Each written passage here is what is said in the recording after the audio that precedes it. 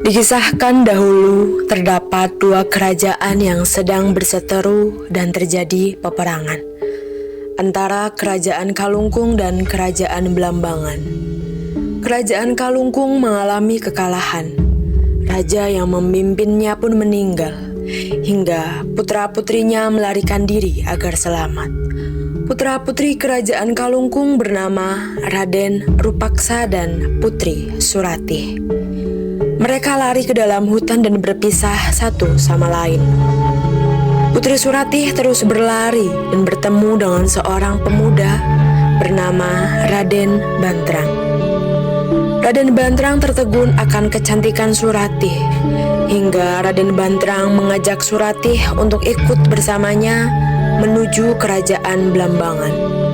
Setelahnya mereka mengadakan pesta pernikahan. Pernikahan mereka disambut oleh rakyat kerajaan Belambangan dengan penuh sukacita. Kehidupan pernikahan mereka penuh dengan kebahagiaan. Pada suatu hari, Putri Suratih berjalan-jalan dan menyapa para rakyatnya, hingga bertemu dengan kakaknya Raden Rupaksa.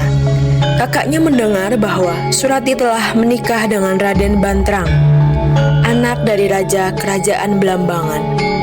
Lalu Rupaksa mengingatkan kembali bahwa Kerajaan Belambanganlah yang telah menewaskan ayah mereka, hingga Rupaksa mengajak Suratih untuk membalaskan dendamnya pada Raden Bantrang. Namun Suratih menolak dan menegaskan bahwa ia tidak akan mengkhianati suaminya. Rupaksa pun memberikan ikat kepala pada Suratih sebagai kenang-kenangan bahwa ia berasal dari Kerajaan Kalungkung dan menyuruhnya untuk menyimpan di bawah bantal. Di tengah hutan, Raden Bantrang sedang berburu kijang dan bertemu dengan Raden Rupaksa. Rupaksa menyampaikan bahwa Suratih telah mengkhianati suaminya dengan bertemu dengan seorang pemuda, dan pemuda tersebut memberikan ikat kepala sebagai bukti cinta. Mendengar hal tersebut, Raden Bantrang bergegas menuju kerajaan dan mencari ikat kepala yang dimaksud, dan menemukannya di bawah bantal. Seketika, amarah Raden Bantrang memuncak. Raden Bantrang sudah termakan oleh api cemburu, hingga Bantrang pun memaksa Suratih untuk ikut dengannya menuju telaga. Sesampainya di telaga, Suratih menjelaskan bahwa ia tidak pernah berselingkuh.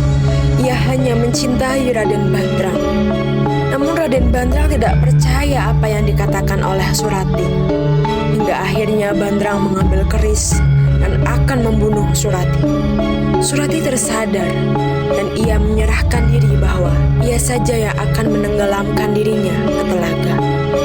Akhirnya Suratih menenggelamkan dirinya ke telaga. Raden Bantrang pun menyesal.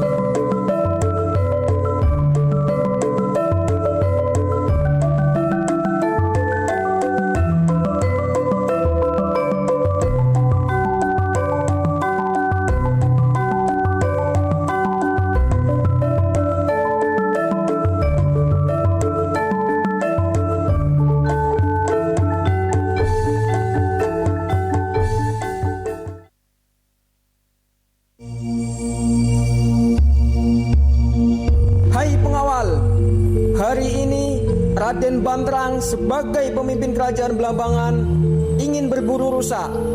Siapkan alat-alat untuk berburu, pengawal. Siap, Raden. Titah Paduka akan saya laksanakan.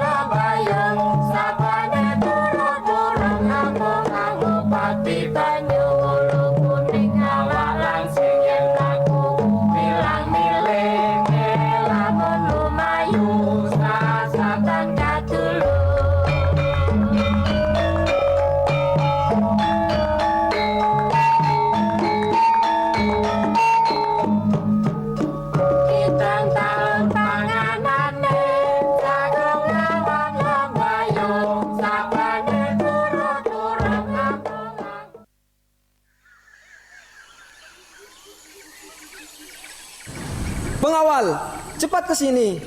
Ada apakah, Prabu? Lihatlah, itu ada wanita cantik.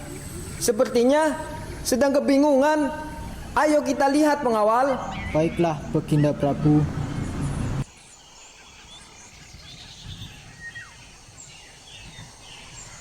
Hai wanita cantik, siapa kamu?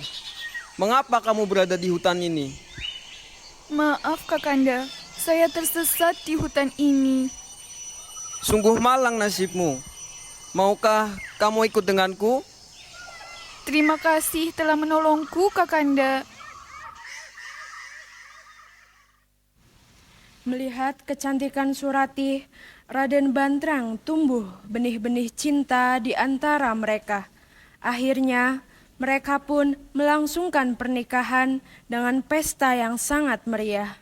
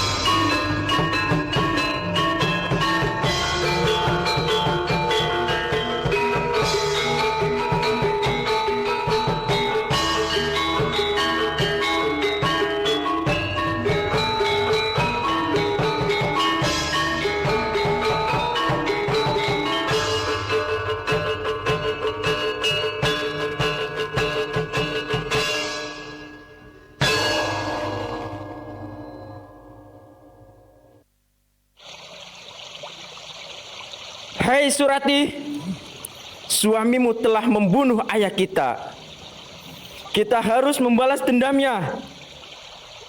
Tapi Kakanda, aku sangat mencintainya.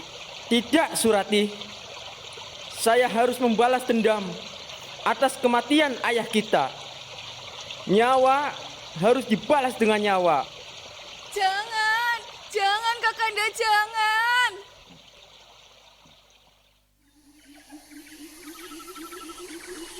Maaf Raden, atas kelancangan hamba. Hamba hanya ingin memberitahu bahwa istri Raden telah berselingkuh. Jaga mulutmu itu. Surati adalah wanita baik-baik. Tidak mungkin dia selingkuh. Saya bersumpah melihatnya dengan mata kepala saya sendiri, Raden. Apa buktinya? Saya melihat pemuda itu memberikan ikat kepala sebagai bukti cinta. Dan saya mendengar ikat kepalanya disimpan di bawah bantal. Raden Banterang pun sangat marah. Seketika itu, Raden Banterang bergegas untuk pulang dan membuktikan ikat kepala yang ada di bawah bantal yang diucapkan oleh pemuda tadi. Ternyata dugaan itu benar, ikat kepala itu ada di bawah bantal. Seketika amarah Raden Banterang pun memuncak. Dia membuka jati diri istrinya yang selama ini adalah putri dari kerajaan Kalungkung. Raden Banterang pun sangat kecewa. Ikat kepala itu pun membuktikan bahwa Surati telah berselingkuh. Surati pun menyangkal bahwa ikat kepala itu adalah pemberian dari kakaknya, Raden Rupaksa, dan dia tidak berselingkuh. Raden Banterang pun membawa paksa Surati ke telaga. Aku tidak mau mati di tanganmu, karena sama saja mengakui bahwa aku yang bersalah. Aku bersedia menyerahkan jiwa ini agar tanganmu tidak berlumur dosa. Akan tetapi, dengar dulu permintaan terakhir kaliku. Apa itu? Aku yang akan masuk ke telaga ini. Jika aku mati dan air telaga berubah menjadi keruh serta berbau, maka aku yang bersalah. Tetapi jika air berubah menjadi jernih dan menyebarkan aroma wangi, maka akulah yang benar.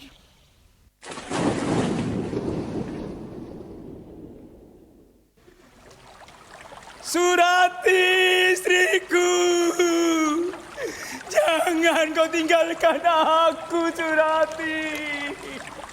Aku merasa berdosa. Surati, jangan tinggalkan aku. Seketika itu, air telaga pun menjadi jernih, dan perlahan tercium semerbak harum mewangi. Kini Raden Banterang sangat menyesal atas kepergian istri tercinta.